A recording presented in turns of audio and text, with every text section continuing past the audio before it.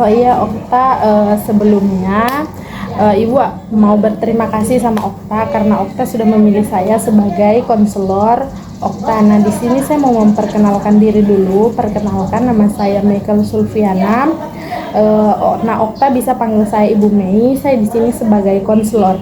Nah, tadi malam kan Okta sudah WA saya tentang mau konseling prokrastinasi akademik ya. Iya. Nah, sebelum lanjut, di sini saya mau menjelaskan dulu tentang kontrak yang akan kita sepakati. Yang pertama itu tentang waktu sesi konseling. Nah, sesi konseling ini ada dua pilihan waktu, ada 45 menit dan 60 menit. Nah, Okta mau berapa menit? 45 menit. Nah, terus selanjutnya dalam sesi konseling itu saya menggunakan 3 asas. Yang pertama asas kerahasiaan, asas kesukarelaan, dan asas keterbukaan. Nah, di mana asas kerahasiaan ini Okta bercerita tentang masalah apapun yang dihadapi di sini tidak akan keluar. Nanti permasalahannya cukup saya yang tahu dan cukup sampai di sini saja. Terus kesukarelaan, di mana Okta datang ke sini melakukan sesi konseling, tidak ada paksaan dari pihak manapun. Terus dan yang terakhir itu asas keterbukaan, di mana Okta dalam melakukan sesi konseling harus terbuka tanpa ada yang ditutupi-tutupi sedikit pun. Boleh ya? Boleh. Iya, tadi malam kan sudah mengatakan tentang prokrastinasi akademik. Nah, kalau boleh tahu prokrastinasi akademik itu masalah yang seperti apa sih Okta alami? Saya masalah sekarang itu mengenai, karena saya sudah mahasiswa akhir, jadi kayak masalah itu kita ada tuntutan untuk tugas akhir kayak proposal, skripsi gitu. Jadi kayak saya belum siap gitu. Oh, belum siap dalam mengerjakan tugas akhir, proposal, Iya. dan skripsi. Nah, Okta kalau boleh tahu, memangnya pengerjaannya sudah sampai di mana? Baru tahap bimbingan proposal. Baru tahap bimbingan proposal. Berarti belum seminar ya? Belum. Oh, berarti masih malas begitu untuk melanjutkan pekerjaannya.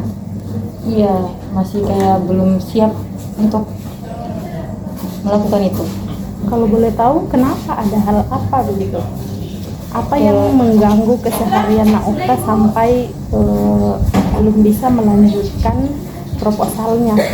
Ya, saya rasa saya belum siap untuk bekerjakan itu. Terus kayak memang belum ada kepikiran untuk mengerjakan juga. Belum ada kepikiran untuk mengerjakan. Tapi mohon maaf kalau boleh tahu, judulnya sudah di ACC.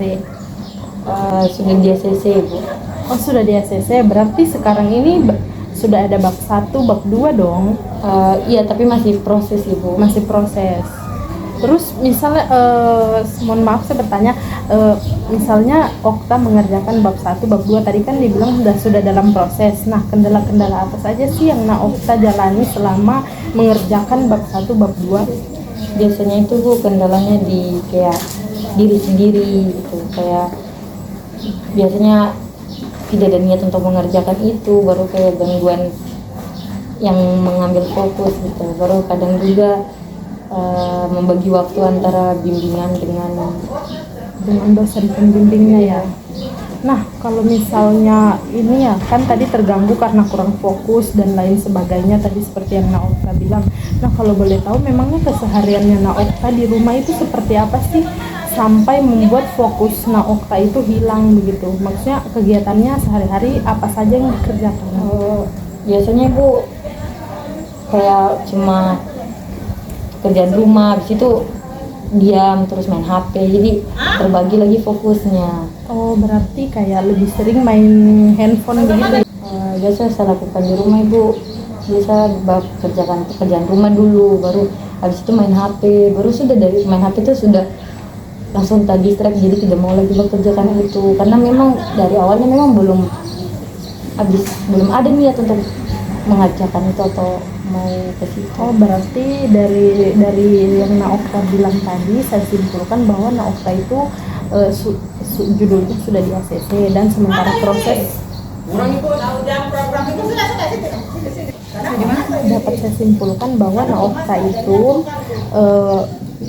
sudah ACC-nya lagi judulnya sudah di ACC. Jadi dalam semester bab 1 bab 2 sementara dalam proses, tetapi Naokta itu masih menunda-nunda karena memang dari niatnya Naokta belum ini ya, moodnya Okta belum terkumpul untuk mengerjakan itu. Nah kalau misalnya saran dari ibu Naokta, Naokta itu harus yang pertama-tama Naokta bisa membagi waktu atau time management. Nah, bagaimana itu time management? Naokta bisa membuat jadwal waktu, misal dari jam berapa sampai jam berapa Naokta melakukan hal apa.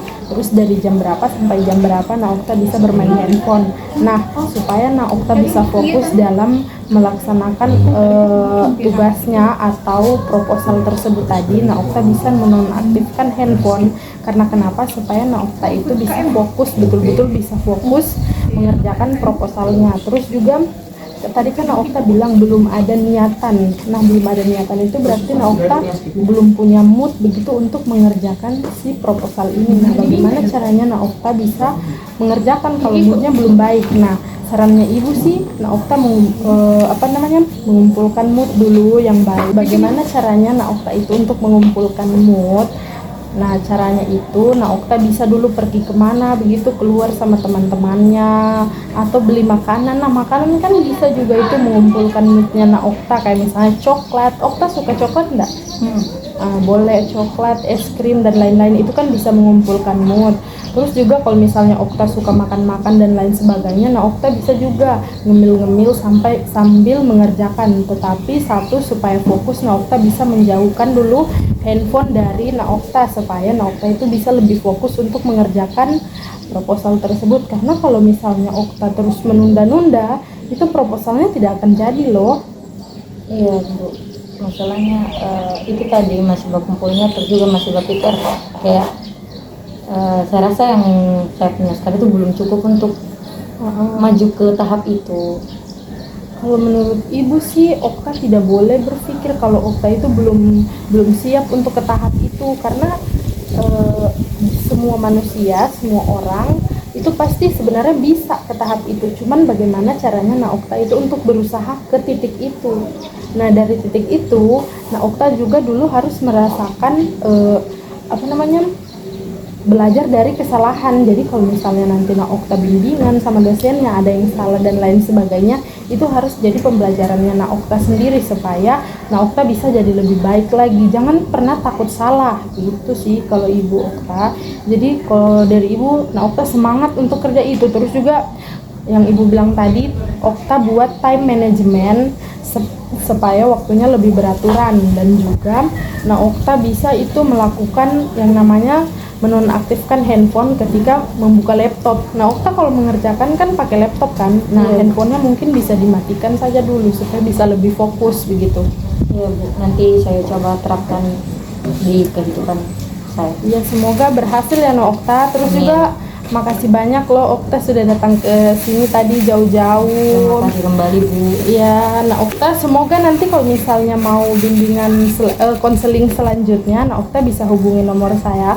Apalagi kalau misalnya Okta sudah menerapkan apa yang ibu katakan tadi, terus ada perkembangan dan lain-lain, atau mungkin ada kesulitan, Okta bisa konsultasi ulang ke saya. Siapa tahu kita bisa bertemu ulang di tempat ini ya. Baik Ibu, terima kasih. Sama-sama.